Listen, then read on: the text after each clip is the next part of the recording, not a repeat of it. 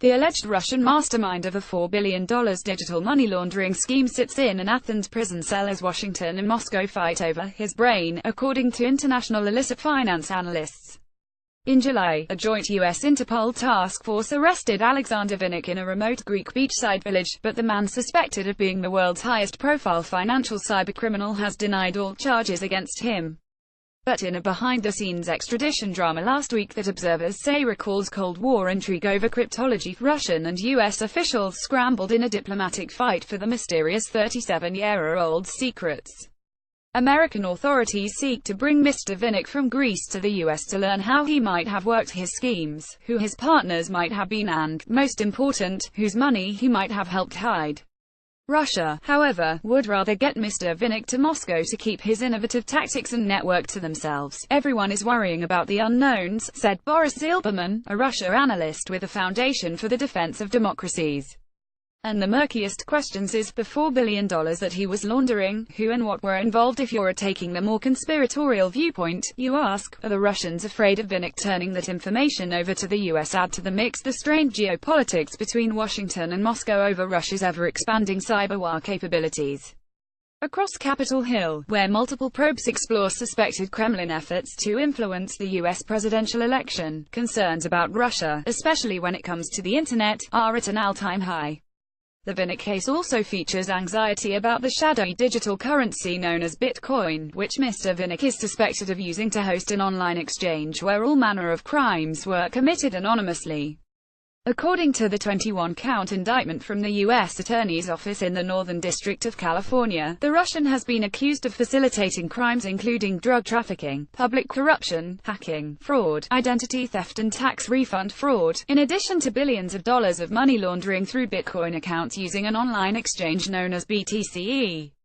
America's defense and intelligence communities were so alarmed at surges in what appear to be illegal Bitcoin activity by terrorists, drug kingpins and white-collar criminals that they launched a wave of operations this year against Russian cybercriminals, an effort that included the capture of Mr. Vinnik.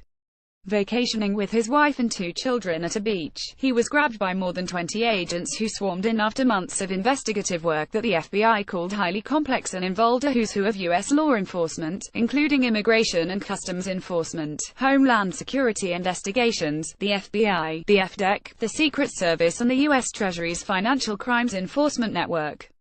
Mr. Vinnik is one of 7 Russians who have been arrested or indicted worldwide this year on U.S. cybercrime charges.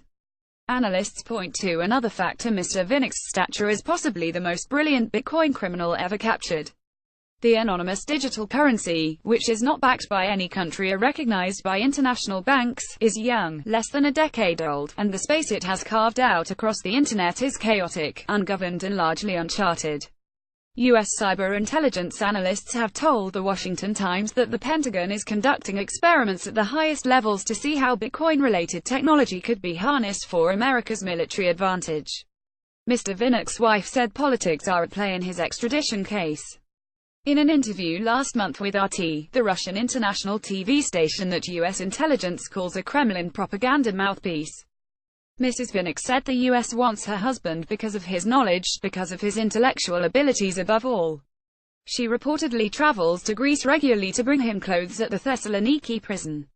She also maintains he was merely a skilled cryptocurrency consultant. In an RT phone interview from prison, Mr. Vinnik echoed his innocence. "I found out about the accusations only a month after I was arrested," he said through his attorney. Last week, when an Athens court ruled in favor of the U.S. on the extradition request, Mr. Vinnik's attorneys appealed to the Greek Supreme Court.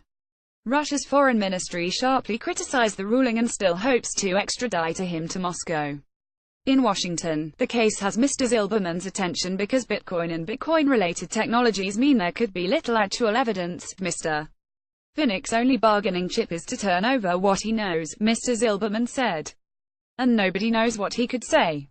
Was he a purely alone actor? Does he know the wider chart of people involved across these currency spaces conducting this type of behavior? Can he flip on others? A photo of Mr. Vinnik entering the Athens court last month showed him unshaven and wearing the same brand of t-shirt as the 2 special agents escorting him.